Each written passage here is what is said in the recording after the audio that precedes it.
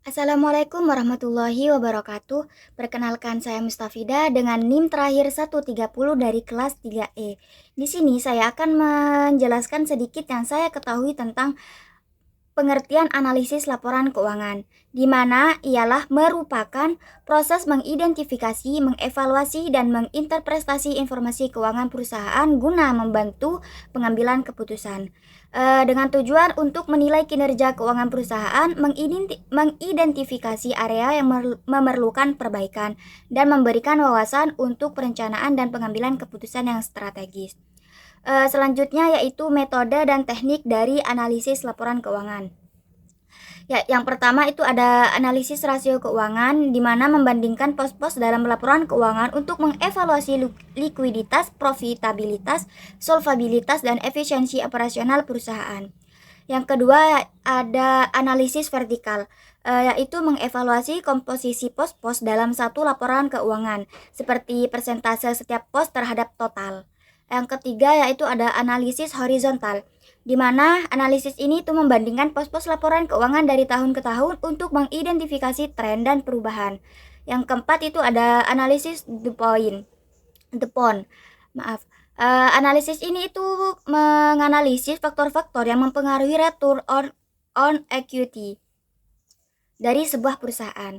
Yang selanjutnya yaitu adalah teknik analisis laporan keuangan secara umum, itu ada analisis vertikal, horizontal, dan juga analisis rasio.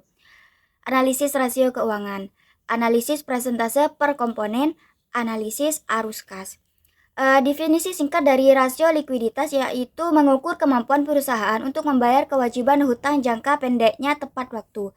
Pentingnya, rasio likuiditas yang baik menunjukkan bahwa perusahaan dapat memenuhi kewajiban finansialnya, menjaga hubungan baik dengan kreditor, dan menjamin kelancaran operasional bisnis. Ya, jadi kesimpulannya rasio ini itu indikator penting kesehatan keuangan perusahaan dalam jangka pendek. Adapun jenis-jenisnya yaitu rasio lancar, rasio kas atau cash ratio, rasio cepat. Selanjutnya pengertian rasio solvabilitas. Menurut Dr. Kasmir, rasio solvabilitas atau leverage ratio itu merupakan rasio yang digunakan untuk mengukur sejauh mana aktiva perusahaan dibiayai dengan hutang. Artinya, berapa besar sih beban hutang yang ditanggung perusahaan dibandingkan dengan aktivanya. Dalam arti luas, dikatakan bahwa rasio solvabilitas digunakan untuk mengukur kemampuan perusahaan untuk membayar seluruh kewajibannya, baik jangka pendek maupun jangka panjang, apabila perusahaan dibubarkan atau dilikuidasi. Tujuan dan manfaat rasio solvabilitas ini adalah yang pertama, mengetahui posisi perusahaan terhadap kewajiban kepada pihak lainnya. Yang kedua yaitu menilai kemampuan perusahaan dalam memenuhi kewajiban yang bersifat tetap seperti angsuran, pinjaman, termasuk bunga. Yang ketiga yaitu untuk menilai keseimbangan antara nilai aktiva, khususnya aktiva tetap dan dengan modal. Yang keempat, untuk menilai seberapa besar aktiva perusahaan dibiayai oleh hutang. Yang kelima, untuk menilai seberapa besar pengaruh hutang pada perusahaan pengelolaan aktiva. Yang keenam, untuk menilai atau mengukur berapa sih bagian dari setiap rupiah modal sendiri yang dijadikan jaminan atau jangka panjang untuk menilai berapa dana pinjaman yang segera akan ditagih. Dan jenis-jenisnya yaitu satu, debt to asset ratio. Yang kedua, debt to equity ratio. Dan tiga, long term debt to equity ratio. Yang kelima, times interest earned. Yang kelima, fixed charge coverage. Maaf. Nah, untuk rasio aktivitas sendiri yaitu merupakan rasio yang digunakan untuk mengukur efektivitas perusahaan dalam menggunakan aset yang dimilikinya. Rasio aktivitas yang digunakan adalah rasio perputaran, persediaan, rasio perputaran aset tetap, rasio perputaran aset. Terus selanjutnya yaitu manfaat penggunaan rasio ini. Manfaat dan tujuannya adalah melihat histori perkembangan perusahaan dari waktu ke waktu. Namun ada kalanya perhitungan ini digunakan dalam membandingkan dua bisnis yang berjalan pada industri yang sama. Nah, tujuannya itu untuk mengetahui bagaimana perusahaan mungkin bertahan di antara kompetitor. Dan jenis-jenisnya yaitu seperti yang saya sebutkan tadi, ada 5 ya. Selanjutnya yaitu analisis laba kotor yang berfokus pada pemahaman tentang bagaimana perusahaan menetapkan target laba, memotivasi manajemen untuk mencapai target tersebut, dan menggunakan laba yang diperoleh untuk meningkatkan kesejahteraan pemilik dan karyawannya. Nah, target laba ini menjadi ukuran keberhasilan perusahaan, juga mendorong manajemen untuk bekerja secara optimal. Pencapaian targetnya juga itu merupakan faktor penting dalam menentukan karir manajemen. Nah, analisis laba kotor ini juga penting untuk memahami bagaimana sih perusahaan menentukan target laba, memotivasi manajemen, dan menggunakan keuntungan yang diperoleh. Nah, untuk menganalisis laba kotor, kita perlu memetakan keuntungan perusahaan dengan data berikut. 1 target, 2 pencapaian, dan yang 3 yaitu sejarah. Nah, berikut adalah manfaat dari analisis laba kotor. Yaitu memahami harga jual, mengendalikan kenaikan harga jual, meningkatkan efisiensi, menyesuaikan biaya, menilai bagian penjualan, menilai bagian produksi, menilai kinerja manajemen, membuat keputusan yang strategis. Selanjutnya yaitu rasio profitabilitas yang merupakan alat penting bagi perusahaan untuk menilai kinerja dan membuat keputusan strategis untuk meningkatkan profitabilitas dan memastikan kelangsungan hidup perusahaan. Tujuan penggunaan rasio ini bagi perusahaan baik perusahaan maupun pihak luar, yaitu untuk mengukur atau menghitung laba yang diperoleh perusahaan dalam satu periode tertentu. Yang kedua, untuk menilai posisi laba perusahaan tahun sebelumnya dengan tahun sekarang. Yang ketiga, untuk menilai perkembangan laba dari waktu ke waktu. Yang keempat, untuk mengukur produktivitas dari seluruh dana perusahaan yang digunakan, baik modal sendiri. Yang kelima yaitu mengukur produktivitas seluruh dana perusahaan yang digunakan, baik modal pinjaman maupun modal sendiri. Yang keenam, untuk mengukur produktivitas dari seluruh dana perusahaan yang digunakan. Ya, seperti itu. Dan jenis-jenisnya yaitu jenis-jenis profitabilitas yaitu net profit margin, return on asset, return on equity, dan gross profit margin.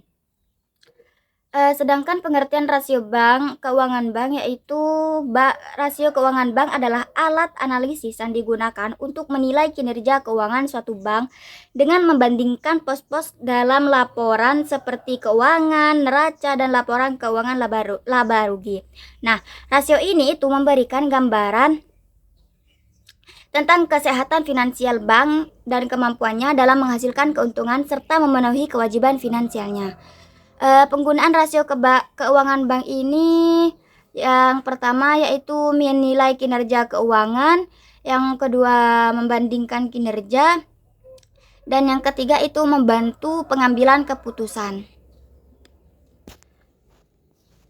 Nah, jenis-jenis dari rasio keuangan bank yaitu rasio likuiditas, rentabilitas, dan juga solvabilitas.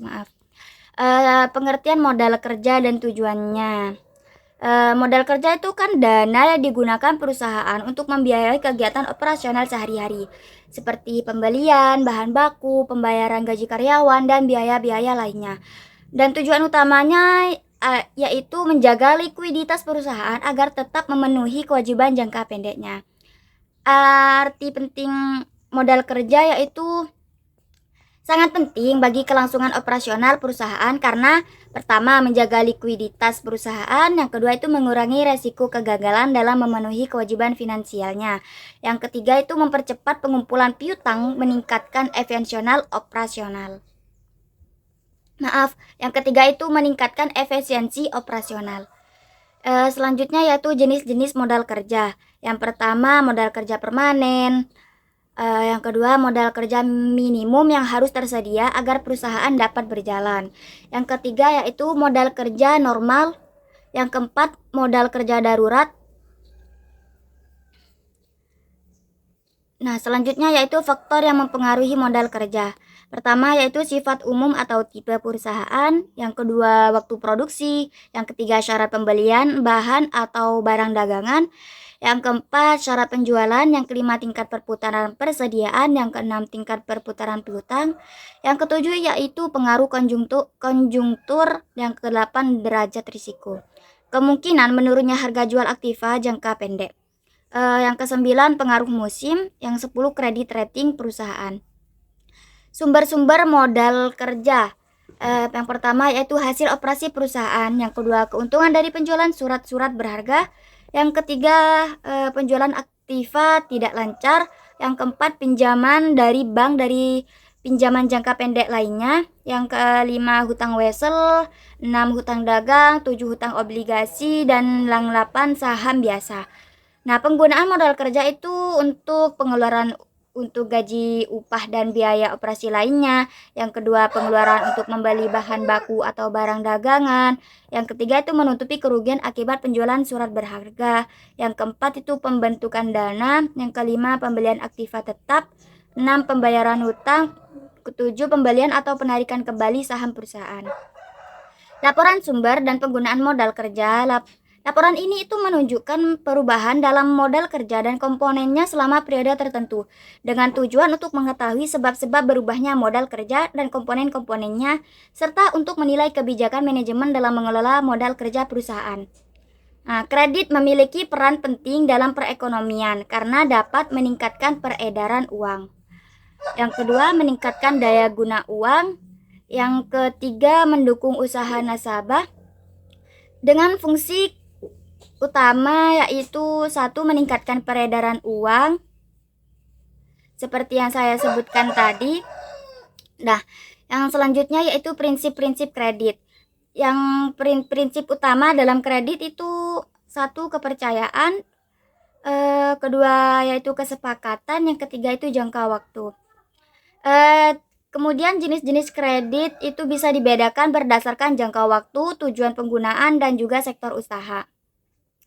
Perhitungan kebutuhan kredit ini melibatkan analisis terhadap biaya yang diperlukan untuk investasi atau operasional, serta kemampuan pengembalian yang dimiliki peminjam. Nah, analisis kredit ini mencakup evaluasi kemampuan debitur dalam membayar kembali pinjaman, termasuk penilaian risiko dan jaminan yang diberikan, dengan tujuan yaitu untuk melindungi pihak pemberi kredit dari kerugian. Selanjutnya yaitu pengertian analisis break-even point, yang merupakan metode untuk menentukan titik di mana total pendapatan sama dengan biaya, sehingga perusahaan tidak mengalami keuntungan maupun kerugian. BEP membantu manajemen memahami volume penjualan yang diperlukan untuk menutupi semua biaya yang dikeluarkan. Dengan manfaat satu, menentukan harga jual yang tepat, dua, evaluasi kinerja, yang tiga itu pengambilan. Jenis-jenisnya yang pertama yaitu biaya tetap, seperti biaya yang tidak berubah ya. Yang kedua yaitu biaya variabel, biaya yang berubah. Terus asumsi dalam analisis break-even point itu satu, biaya tetap dan variabel tetap konstan. Kedua, harga jual per unit tetap. Tiga, produksi dan penjualan terjadi dalam jumlah yang sama. Yang keempat, tidak ada perubahan dalam campuran produk yang dijual. Batasan-batasan dalam analisis ini itu tidak mempertimbangkan faktor eksternal, juga sederhana. Akan tetapi kelemahan pada analisis break-even point ini adalah pertama, keterbatasan dalam prediksi, tidak mempertimbangkan waktu. Yang dimaksud tidak mempertimbangkan waktu ini, analisis ini itu tidak memperhitungkan waktu yang dibutuhkan untuk mencapai BEP. Nah, mungkin hanya itu yang bisa saya sampaikan, kurang lebihnya mohon maaf. Akhirul wassalamualaikum warahmatullahi wabarakatuh.